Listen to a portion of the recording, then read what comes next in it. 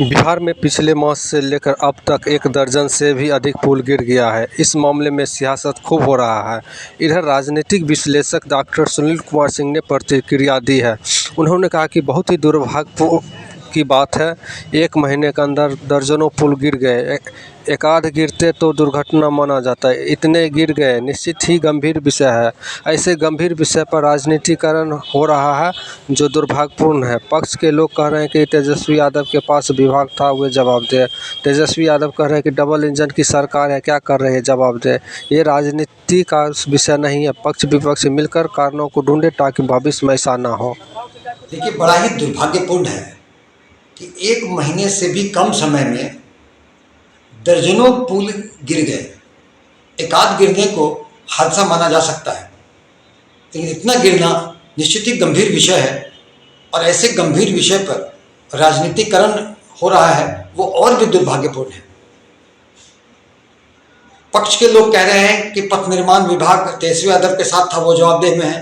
तेजस्वी यादव कह रहे हैं कि डबल इंजन की सरकार क्या कर रही है, पुल गिर रहे हैं। अरे, ये राजनीति का विषय नहीं है। पक्ष विपक्ष सब मिलकर के इनके कारणों को ढूंढें ताकि भविष्य में ऐसी पुनरावृत्ति न हो, क्योंकि अगर ऐसा होगा तो बड़ा हादसा हो सकता है।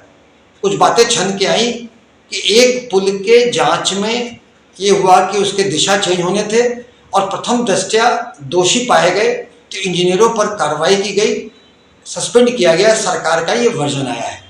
अगर वो दोषी है तो सस्पेंड क्यों, बड़ी सजा। और अगर ठेकेदार पर एफआईआर करना है तो उस पर एक बयान देकर क्यों, एक सामान्य सी प्रक्रिया हो, और अभी तक देर क्यों। इस तरह की बातें, और ये बताना कि शटरिंग ऐसे भी गिर सकता है, ये सरकारी बयान है कि एक दूसरे पुल के बारे में कि शटरिंग खुल गया, ऐसे भी खुल सकता है। देखिए, इस तरह के बचकाने बयान से सरकार के भी बयान पर प्रश्नवाचक चिन्ह लगता है, और ये गंभीर विषय है।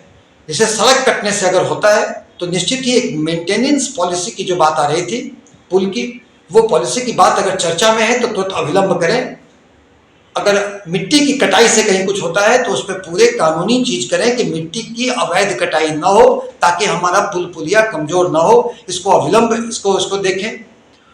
और मुख्यमंत्री सेतु योजना को अब चालू करना है, जो करना है करें, लेकिन पुल पुलिया का गिरने का सिलसिला रुकना चाहिए। ये तो बड़ा हादसा होगा। और उससे भी दुर्भाग्यपूर्ण पक्ष विपक्ष के नोक झोंक का ये विषय नहीं हो सकता, क्योंकि ये जान माल के से जुड़ा मामला है। और इस पर पक्ष विपक्ष छोड़ के सभी मिलकर बैठे। अगर पथ निर्माण के विभाग के मंत्री तेजस्वी यादव थे तो निश्चित ही उन्हें अगर ज्ञान है, उन्हें अगर एक्सपीरियंस है, तो उनकी मत, उनके ओपिनियन भी ली जा सकती है। लेकिन वो भी केवल डबल इंजन की सरकार पर दोष देके अपना राजनीतिक रोटी सेकना चाहते हैं, ये उचित नहीं है।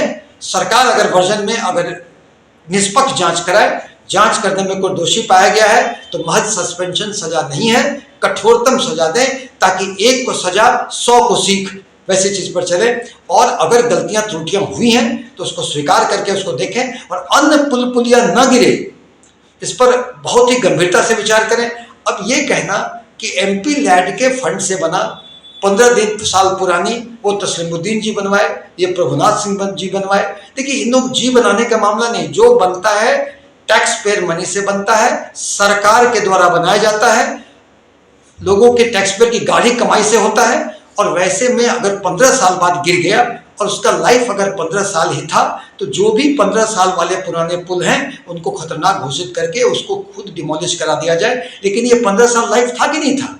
अगर 15 साल लाइफ नहीं था और 15 साल कह के जस्टिफाई किया जा रहा है तो निश्चित ही एक बड़ा ही दुर्भाग्यपूर्ण है। इस बात को ऐसे बयानों से कि 15 साल होगा तो वो गिरेगा, ये इससे गंभीरता जाती है। हमें लगता है कि सरकार को, पक्ष को, विपक्ष को इस पर बड़ी गंभीरता से विचार कर, सोच विचार कर बयान देना चाहिए।